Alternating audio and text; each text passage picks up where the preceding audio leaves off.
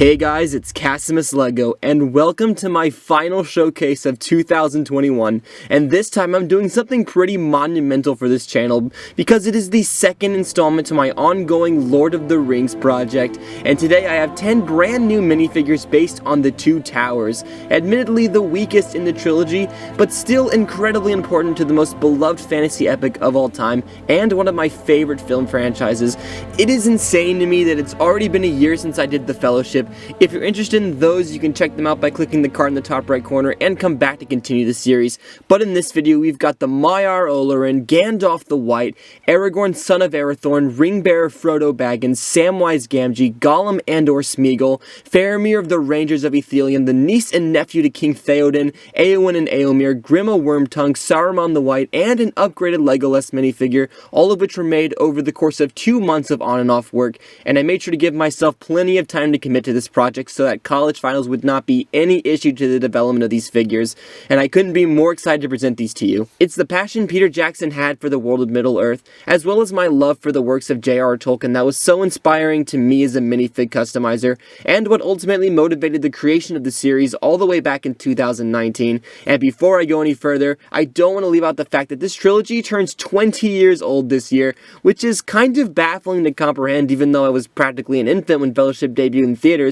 But in terms of this 3-year project of minifigures, I'm both excited and yet terrified the day has come that I got to make stuff from the Two Towers, because back then it felt like it would be forever until I got to make Fellowship figs, and yet here we are 2 whole years later to end 2021 off with a bang. I've got this entire set of custom minifigures, and guys, I really put my heart and soul into making these. I think they're some of my best work of the entire year, not only because of their quality, but also because of their variety. You see, with Fellowship, my choices of minifigures were really limited, as I could only do the members of the Fellowship itself without making another massive batch of figures. So if last year was the introduction of making large-scale Lord of the Ring figures, then the Two Towers is my chance to broaden my collection with unique characters spread across the world of Middle-earth. And I don't know, I feel like that's what really makes this set special when you compare to the group from Fellowship. With all that being said, if you like what you see, consider dropping a like and subscribing, as that would go a long way for me as a creator. But yeah, with this being a rather long and ambitious video, I don't want to delay this any further. Let's go ahead and take a close-up look at each of these minifigures. Kicking off this showcase is going to be Gandalf the White, who was challenging for a variety of reasons, and you'll see why as I continue this showcase. It's that lighter colors seem to be a challenge when making minifigures, and I primarily used a lot of white and my newest arch rival, Antique Parchment, which is kind of like white. It's more of a creamish color. You can see that I painted the cape and also pieces on the fabric with it, but it is unnecessarily thick. I mean, white is bad, but this, even when it's watered down, is a real thick color, and overall not fun or pleasant to paint, but I still managed to get it done. I still think it came out really nice, and I'd like to go over these parts individually. It's most appropriate to start with the staff, which was kind of fun to make, but also another difficult process because it has a very distinct shape on the top of it, and what I ended up doing was taking a normal Lego rod and then finding a katana blade, for instance, and then I basically just cut the handle off because it had that kind of crisscross ridged pattern, and I stuck it on top and sculpted over it to make these little ridges and sanded at the top so that it was kind of flat, and then I basically just glossed it over because I didn't want any of the paint to chip off. I was very cautious when making these minifigures that they are the best quality that I've ever done so far, and it turned out to be really great. One thing I had to do was just leave out paint for the indent for the hand because I had to make sure that it didn't scratch off, and that's kind of disappointing because it leaves a weird effect whenever the rest of it's painted, and then it just has a vacant area, and that's something that carries over with the rest of the staffs that I painted. But you know, it's worth it in the end. It does look really great. It adds so much to the minifigure, and it honestly would not be the same without Gandalf's staff. But the rest of the minifigure basically resembles the original Gandalf the White minifigure Lego put out all the way back in 2012, with some other minor modifications such as extending the legs, because Gandalf is very tall. I didn't want him to be somewhat of a shorter minifigure, and so I extended the legs like I do with most things. You can see right there, I didn't paint the hips, I just kind of extended the legs, and then also painted these boot patterns, which look really nice, and then also I guess leaves me a good opportunity to talk about the fabric waistcoat. So this went through several modifications, several iterations is the word I'm looking for, because it originally started out as this color, the antique parchment, and then I just kind of painted the white. That didn't end up working, so then I did the exact same thing you see here with a white fabric overcoat or undercoat, I suppose you could say, and then I attached a antique parchment fabric on top of it to make the mesh turn out really white. But that didn't work out either. It was way too thick and I couldn't wrap around the minifigure, and so my solution was to do the same thing I did with the white fabric and then just put a layer of electrical tape on top of it and paint that.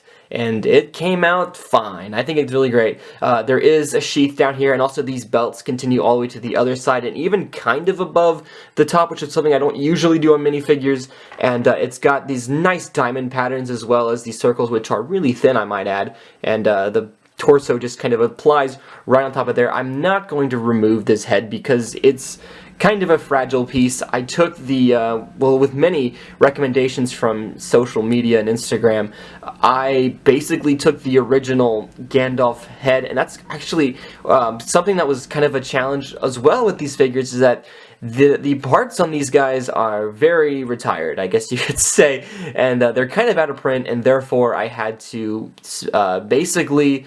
This was an expensive project to produce, and I had to take one of these Gandalf the White / Sauron hair and beard combos and cut it up, which was something I was hesitant at because I wasn't sure how it was going to turn out, but with many recommendations on social media, I decided to give it a shot, and it turned out fine. I'm not ultimately proud of it because sculpting is not my strong suit, but I think it turned out great, and I did not touch Saruman's beard because that was just something that I didn't think was going to be very important. But the last bit of detail that I'd like to talk about is the fabric cape, which a lot of people were telling me on Instagram to kind of give him a robe, like Jedi robes, but I was concerned that the hair pieces down here were going to make it kind of not fit, and then I was also concerned about the back. How was I going to put the cape and have the hair drape over it and not make it too bunched up? And what I basically did is cut out a shape here that allowed for the hair to slide on top of it, but even then, it's a new method of making capes, and I'll be sure to show it with Frodo since that's probably the best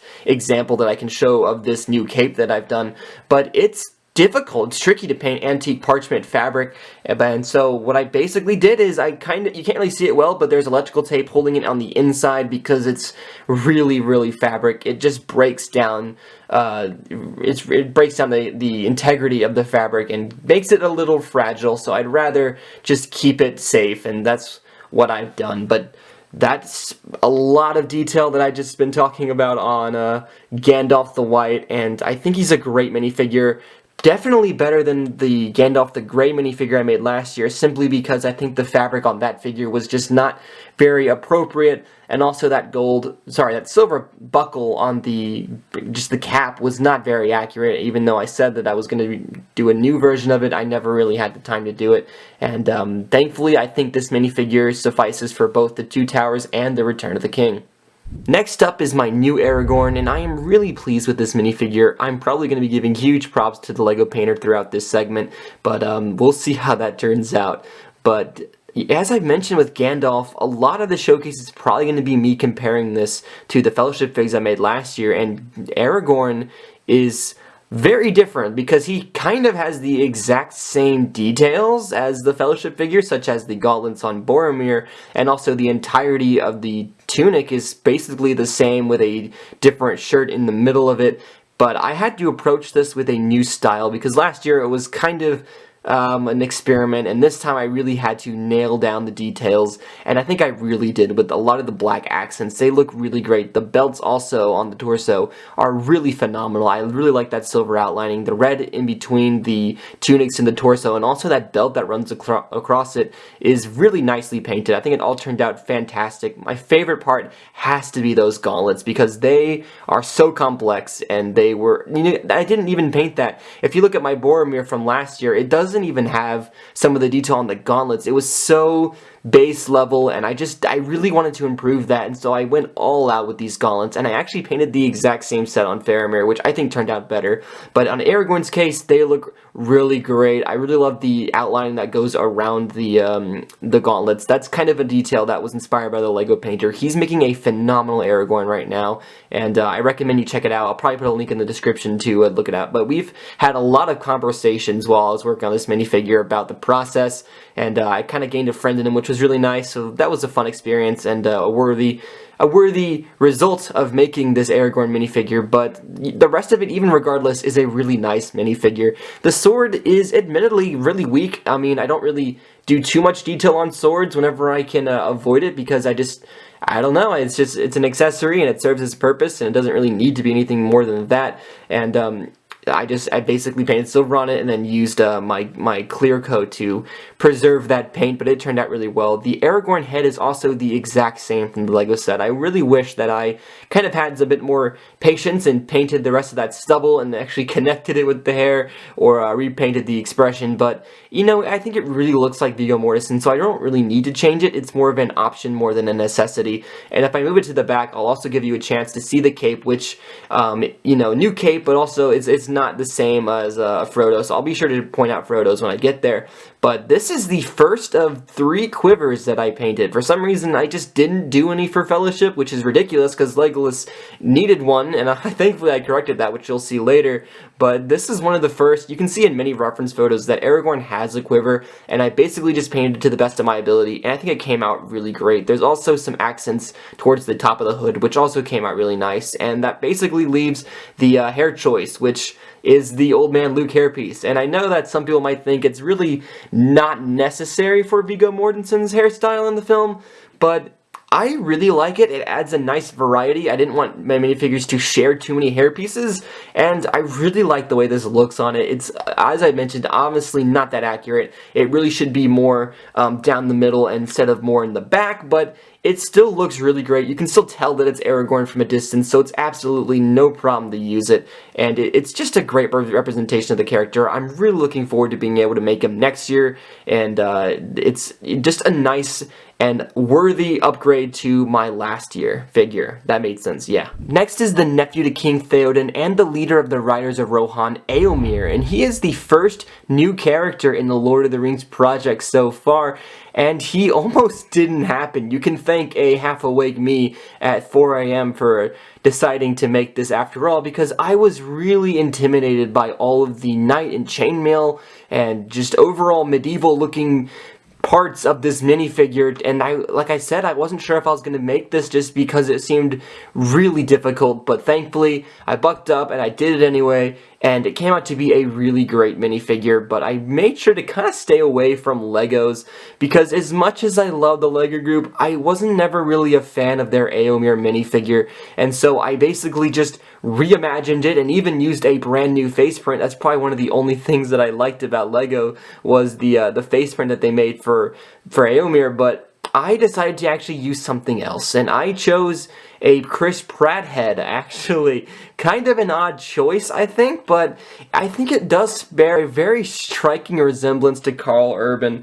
and basically I just painted around the beard and added some more chestnut accents to it, and then enclosed it inside the helmet, because you cannot remove this helmet. I will never do that. It's just something that doesn't really need to happen, and it came out great in its own right. I actually used a bootleg Rohan soldier helmet because it looked like a better shape than Lego's. For some reason, Lego's has these huge lips on the edges, and I just don't like that, and so I used a different helmet and basically modified a lot of it. I cut off the fin in the back.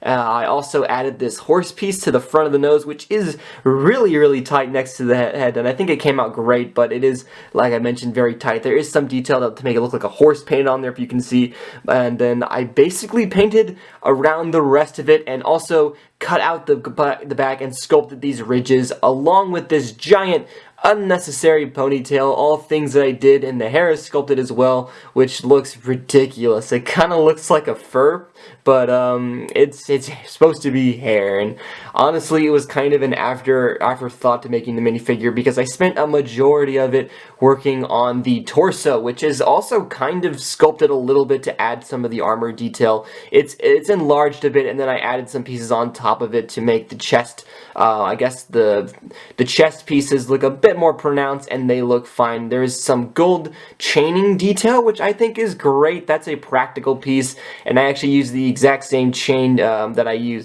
saw in Grima Wormtongue, and I'll show that a bit later on, but I painted that in gold along with the strap in a dark red, which I think really contrasts nicely with the rest of the, just the what's that called? The copper detail and the silver. It's a really nice contrast. You can kind of see that I used copper for a lot of the rest of the minifigure in kind of the areas that's sort of like a chainmail, because obviously there is chainmail on the waistcoat, but I used copper in some of the accents, specifically the arms, and then also the fabric down here, because it has a weird, nice looking detail when you compare it to the rest of the dark brown. I think it looks great, and I forgot to mention there's also sculpting on the arms to represent the shoulder pads, and those were many layers. Let's see if I can get these out of the way. Really a lot of layers of sculpting to make those pads really look accurate, and there's also gauntlet details and the glove tops that I include on minifigures time and time again. There is leg detail as well. That's electrical tape that I painted pretty much symmetrical patterns onto, and also wrapped around the straps on that with a chestnut color, and it all came out to be a really nice minifigure. If I haven't talked about the back, there it is. It's got some more swirls, and man, the swirls were the most, I don't want to say it's the most time-consuming part, but the swirls were definitely a lot of time was spent. That's not how you use the words but that I want, but you can get the point of what I'm saying is that the swirls took up a great deal of time because they're so intricate, and they are basically all over the torso and even some on the back, so that was just challenging, but it does look really nice. I'm really proud of it. The last bit of detail I want to go over before I end this segment are his accessories, and he has a spear here, which similarly painted to Gandalf. I couldn't do the interior of it. I basically had to leave it the way I ripped off the hand there. Whoops. Let's put this back together. Sorry, Mr. Carl Urban, but yeah, I basically just had to do the same thing. I think I sculpted kind of the inside of it, or the middle piece, to kind of lose that bit of, make it a bit smoother, make the transition a lot smoother with the rest of the piece, and then I painted on the silver and also these other details and glossed it over just like a Gandalf staff.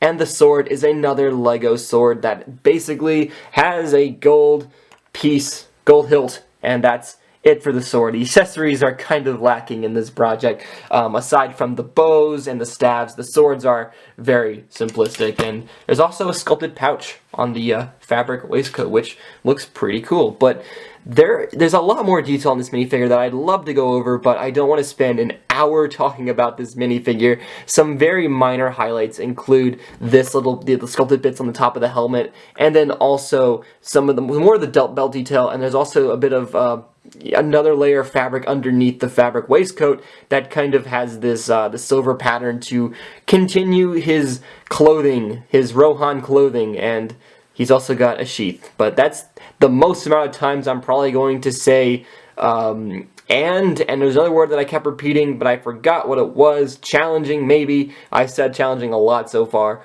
But yeah, Aomir, really proud I made this minifigure, and he is a fine collection that will bring me lots of joy, most likely. His sister, Eowyn, is also a newcomer in this project, and I think that this was another great figure. It is a lot more simplistic than the others in this collection, but I still think she has a lot of redeeming qualities, specifically the lines on the torso. That was a lot of intricate paintwork, but it was one layer at a time, and I think it came out really great. I also sanded down the sides of the torso so that it would appear more feminine. For some reason, I just don't do that on minifigures, and it's such an important detail that's it really looks like it's lacking something when you don't do that, and so I go ahead, I sanded it down, and give it some sealant so that it wouldn't be, wouldn't be much of an issue on the arms. And speaking of the arms, I did sculpt some of the dress onto it, even though it's not the most accurate solution. It kind of is supposed to go all the way down, but I didn't want to make it so obnoxious, and also I didn't really want to go too crazy with painting the arms. So there is detail up there that you can't see, and there's supposed to be banding, like a wrap that goes around the arms, but I didn't paint that because I didn't want to have this be really complex. I just kind of wanted it to be very simple and serve its purpose as Eowyn. I've also painted a fabric waistcoat for her, which is a lot better than Gandalf's for some reason, but I'm really happy with it regardless. There is no detail on it for the back. It's very simplistic, front and center. There is actually some detail on the back of the torso to resemble and continue that pattern that the torso has. And I painted the entirety of the head. That is a likeness to Miranda Otto that I think came out really great. It is very simplistic, I'm not gonna lie. It's very... it serves its purpose, but it looks really good. In terms of cleanliness and quality, it really shines. I think it came out great. And the hairstyle on top of that is really the cherry on top of the entire minifigure. It looks just like the character, and I'm really proud of it.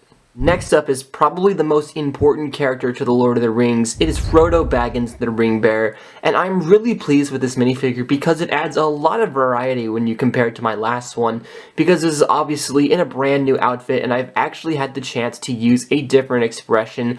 This is another one of Lego's prints, and it came out really great. I especially like the alternate expression that has a bit more of a Return of the King look to it. I'm definitely going to be using that for the figure next year, but the rest of this is really good.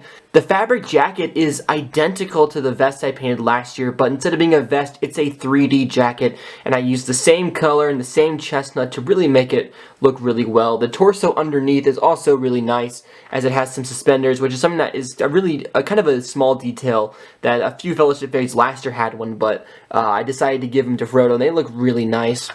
He also carries over the Hobbit feet, which is something I did for all the Hobbits last year. That's something that Sam and Frodo both have.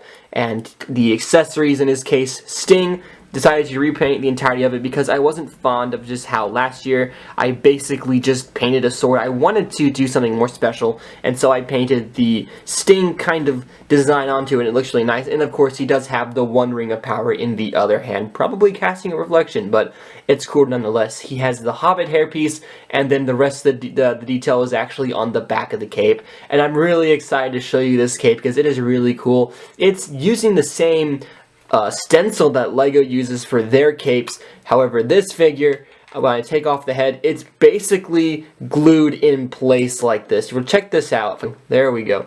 You take this off, and it is basically already in this shape, and it's glued into the back. And you can see that it had a lot, get this out of the way, it had a lot of the curvature at the top, but basically what I did is just flatten that down with my finger and then cover it up with the hood piece, which makes it look really fluent. I love how it just kind of drapes over and kind of even sticks out, which is really realistic to real cape, so it just came to be a really great detail. There's also some back detail, which is just a generic jacket detail that I love to paint on minifigures, and I'm just going to go ahead and put this back together because it's really...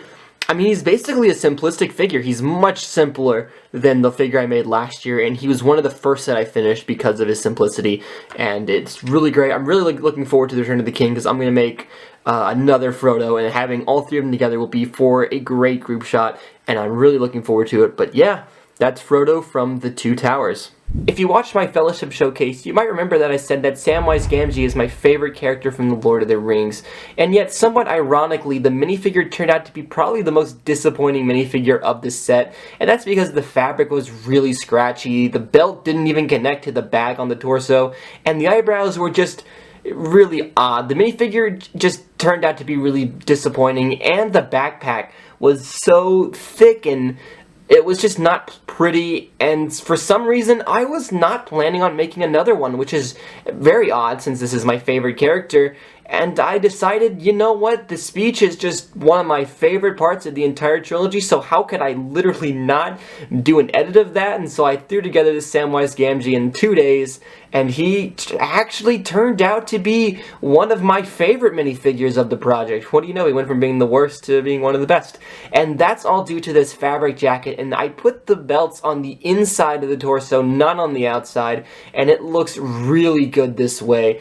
The fabric cape is also really nice. He does have hobbit hair, just like Frodo. If I remove this, you'll see right down there that he does have the same type of hobbit hair. He does have an accessory. It's a sword. It's not very special, and the face is the exact same print. I really think it does look like Sean Astin. I really like it, and the hair on top of it just looks really nice. But the biggest part of this minifigure had to be the new backpack, and I really wanted to get this right because it really didn't look that great the first time around. There is so much sculpting going on here. I basically started out with a giant ball and then added a real Lego backpack piece to the top with a little fabric flap that hung over it, and then took a bunch of other Lego pieces and just threw them on there, and some of it's sculpting, such as these sausages, and some of them are the bags, and I actually used antenna pieces for the frying pans. Instead of sculpting it like I did last year, I used real Lego pieces, and the handles are actually toothpicks, if you believe that. It's a crazy amalgamation of so many pieces, but it turned out to be really good, especially when you compare it to that abysmal backpack that I made last year. All of these pieces look so good when you combine them together, and just ended up being, you know, a really nice minifigure. The fabric jacket I really like. Those are some really thin, crisp lines, and they're so distinct and add a nice level of texture to the minifigure. I think it just all came out really nice, and to make one of the best Samwise Gamgees in the community. In fact, one of the only Samwise Gamgee minifigures in this community. And with that, we'll go on to one of my favorite minifigures of this project. And at last, here is Gollum. Man, I've been waiting 2 years to make this minifigure. The iconic Gollum portrayed by Andy Serkis is one of the most revolutionary characters on the planet, basically next to Darth Vader, I guess you could say. And so making him in Lego is such a privilege, and I'm really happy I did this. Of course, with thanks to Lego's amazing mold, these back in the day are so cool, and I always wanted them. And so having them and being able to customize it is just, it's a great feeling. I don't know how to say it. It makes me so happy to see this minifigure come to fruition, because this was one of the most exciting projects that whenever I was conceptualizing the minifigures. Man, being able to make Gollum in 2 years, that's just going to be so fun, and here we are, and it came out to be a great minifigure. A simplistic minifigure, if you say, because literally the mold for the head is amazing. There's no touching up that needs to be done there. All I did was paint the waistcoat, and I don't even call it a waistcoat, it's the cloth that wraps around his legs, and I basically just painted over that and made it go over the thighs there, and painted some little scratches and dents, not dents, but scratches and rips in the fabric to make it look more realistic. And that's basically it. Essentially, that's all you really need to do to Gollum. I didn't paint any feet details. I didn't weather him. I'm not really a fan of weathering on my minifigures. I really like it. He's great size. One of the actual things I like the most on this minifigure is kind of funny. It's not realistic because it's technically supposed to be nothing under here, but I actually did continue the paint onto the inside of the thigh, so it runs all the way. That's a disturbing image. I know you didn't want to see that, but it's just a fun little detail that I wanted to throw in there, and it looks really nice. This is great. My precious. There he is. Really happy with this minifigure, and he came out to be amazing. Here is Faramir, and honestly, he's not that special as a custom Lego minifigure. Besides being the brother to Boromir, he doesn't seem to bring a whole lot to my collection, but he does play a huge role in the Two Towers, kind of a jerkish role at that, so I had to make him regardless, and I think he came out really nice. He's a good kind of companion figure to Aragorn, since they're both kind of the men equivalent, because it's obviously, you know, the equal to Boromir from Fellowship, so it's really nice to be able to make this minifigure, and it does look really nice, especially those gauntlets. That's, as I mentioned, that's the same Gondor gauntlets that I did for Aragorn, and they just came out better. They're a bit larger, which I think kind of plays into the fact that they look better. He has a fabric waistcoat, which looks really nice. The boot painting also is really good. I did a lot of this minifigure on Instagram Live, and it was really awesome to just communicate with the community, and I had a lot of fun with Aussie Figs and a few other people that joined. So thanks if you're watching this and you watched that. I appreciate you hanging out with me for a little while. So I did a lot of that during that stream, and I think it was a lot of fun being able to work on that. The Tree of Gondor on the torso does look really nice, as well as those belt details. I think the silver just really, it's a good detail. Painting little buckles can be tricky, but I managed to do those right. He does have a sword, which is kind of bland and not that exciting of an accessory, and quite ironically, being the ranger, being the literal captain of the Rangers of Ithilien, I didn't make a bow for him, even though I had the bow ready to go. It wasn't working out, and I just decided that Legolas needed a bow, and Faramir really didn't. Even though I did give him a quiver, and I do have another accessory I'll give him in a second, he does have this quiver here, which does look really nice. One of the 3 that I painted. He's got the green arrows, which I think just look really nice. And as well, you can see the cape. I'll take off the cape so you can see also how I've done this, even though there's nothing on the back, so I won't show you that. The head is another MCU connection. It's Thor, Chris Hemsworth. I think it does look a lot like Faramir. It's a kind of an odd MCU connection for these two, but it is a little bit of it's a happy expression. Faramir shouldn't be smiling, but I think it does look a lot like the actor. Forgive me, I'm forgiving. I got those mixed up. Forgive me, I'm blanking on the name of the actor. David Wyndham. There we go. I had to research it right there. But that just goes to show how I feel about Faramir. He's kind of forgettable, but he did provide a great performance, and this minifigure came out to be really nice. Before I move on to the next segment, I'm going to go ahead and show you the hairpiece. Actually, before I do that, I did repaint over the eyebrows and the beard and kind of give a little bit of detail around it, which I think turned out really nice. But if I remove the head, I did not paint the back. That's something that you could ignore. I'm going to go ahead and show you the cape, which is made the same way that Frodo's is made. It's pretty much stuck like this, and then the back is, it's just glued right there. It's a really nice piece. I love how it just kind of gets flattened at the top.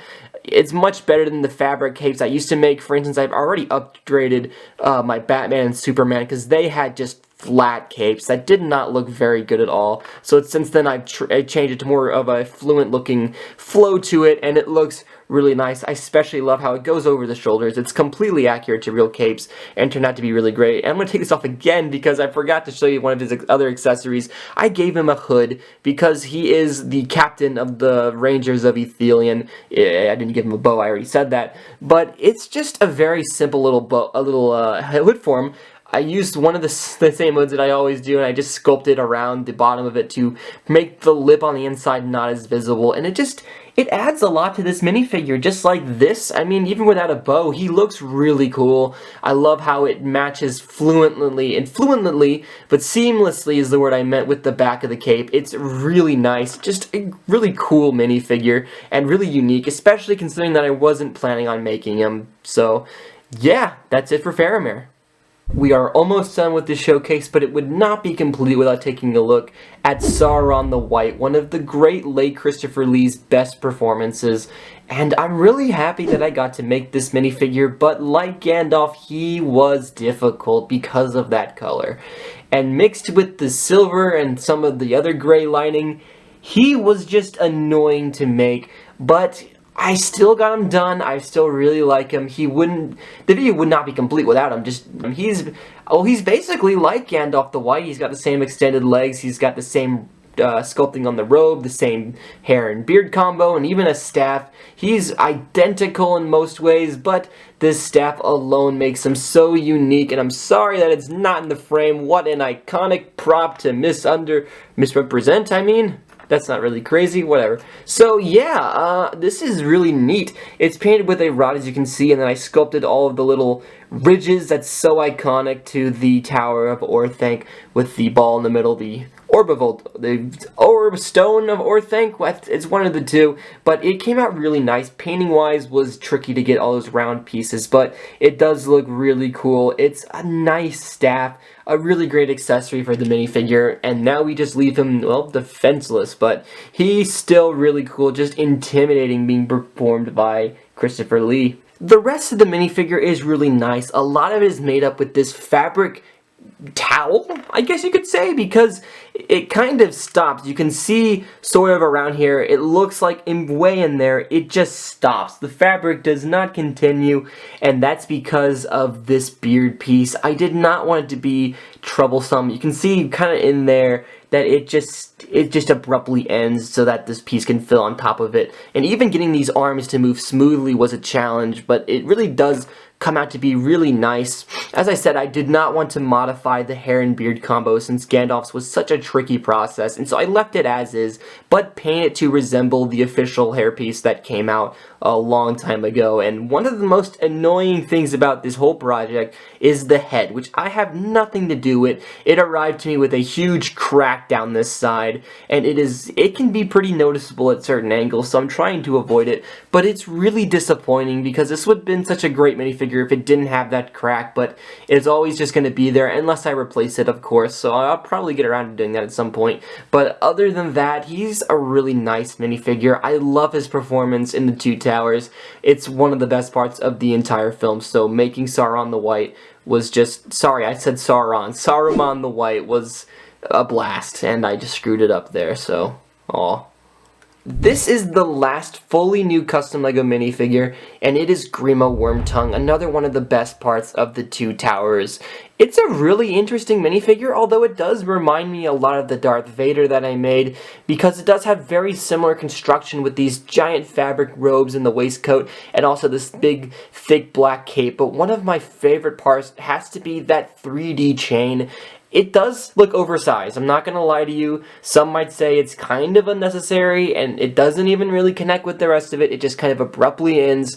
But I love how practical it looks. I love how real it looks, and ultimately I love how thick and large it makes the top of the shoulders seem, because Grima Wormtongue does have a rather large coat, and I did sculpt onto the torso as well as the cape, and dot it with a toothpick to give it that texture to resemble the fur coating around the edge. And it's, other than that, I mean, what else can I talk about? He's got a fabric waistcoat, which looks kind of odd because it's just a one single layer. There's a painted torso, and I actually painted the chain underneath it before I decided to make the chain on top an actual official piece. It's just, there's paint underneath there, and I kind of stopped. But so that's just a remnant of that. He also has this detail on the arms where it's supposed to be like a chainmail thing, but I just dotted it with gold. It would have looked probably a lot better if I used dark gray, but that was in 2020 hindsight, so yeah, that's disappointing. Also, he does have some detail onto the handcuffs themselves. There's like these triangle things, if you can see them. But yeah, oh, I just ripped the arm off. Oh no, put that back together. Okay, there, I think we're fine. Give me a minute. Okay, great, I fixed it. But yeah, he's really, other than that, very simple. He has the official head print, which looks really nice, as well as the alternate expression, which is a lot more aggressive. The hairpiece is also really neat. It's what I was originally going to use for Faramir. In fact, I switched their hairpieces last minute because it just ended up looking a lot better this way. But yeah, that's really it for Grima Wormtongue. Very simplistic, and that's really it for the fully new customs, but there's still a few more surprises that I want to show you. Last but certainly not least is not a new minifigure, but is a minifigure that has a lot of major upgrades that makes it the definitive Legolas minifigure. And one of those upgrades includes the quiver, which is something that I did not give him last year for whatever reason. I just skipped down, and I think because I was so intimidated by the hair that I just decided not to. So the first step was take the minifigure, cut the hairpiece basically in half, and then resculpt the areas that were damaged to make it look flush with the rest of it. And I think it looks definitely really consistent with the rest of it. The gold painting is also really nice on that. I love the way that looks. And I also added these pieces, which are kind of 3D if you look at it. They're kind of like sheaths, but there's little daggers and they stick out with a few details. That does look really nice. And then the rest of the time was spent on the bow. And this is basically just a brand new piece.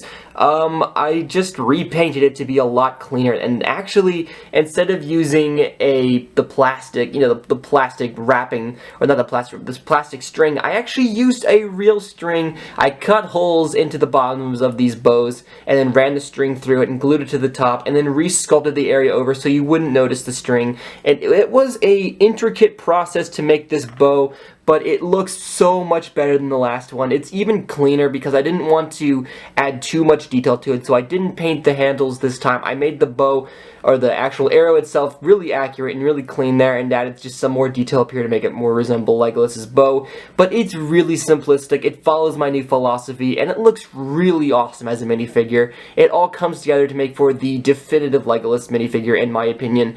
But don't go away just yet, because this is not the end of the showcase, because I have one major upgrade to another minifigure. Here's my Arwen figure from last year, and I've gone ahead and upgraded her with their official head print and their head mold, which have such great resemblances to Liv Tyler.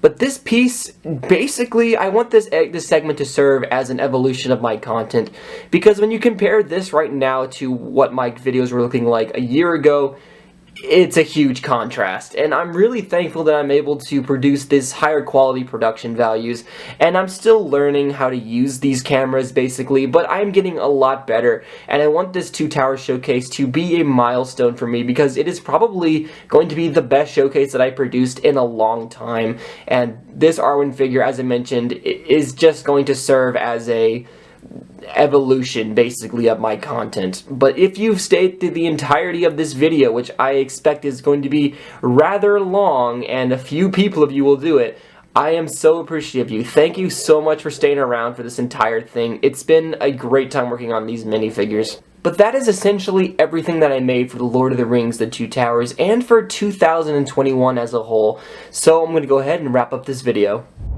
That is going to be it with this video, and another entry in the Lord of the Rings project is complete, which leaves Return of the King for next year. Good lord, time flies. But anyway, I hope you've enjoyed these custom LEGO minifigures, as I've had such a good time making them. Be sure to follow my social media platforms and drop a like, or if you have any thoughts or critiques, feel free to let me know what you think down in the comments. I accept all forms of criticism, of course. What makes me real inspired as an artist is seeing the feedback that you guys give me on my work. I never take for granted the success I feel I've achieved, and what's also inspiring is seeing the evolution of my content, and this set was no different. Since making the Fellowship, I've not only upgraded my camera equipment, but I've changed my fabric methods and my editing style to the point that really pleases me. You know, I think that the Loki showcase was probably the first video that I put out that was the first step in the right direction. I hope with these improvements, you guys can appreciate my work even more, especially going forward to 2022, where I have so much incredible stuff planned that I can't wait to get started on. Spider-Man No Way Home, for instance, is getting me way too excited. But regardless, that's it for my Two Towers showcase and 2021 as a whole. I'm going to be getting started on my New Year's recap video here in the next week, so you can look forward to that. As always, I'll see you next time. Happy holidays, and goodbye.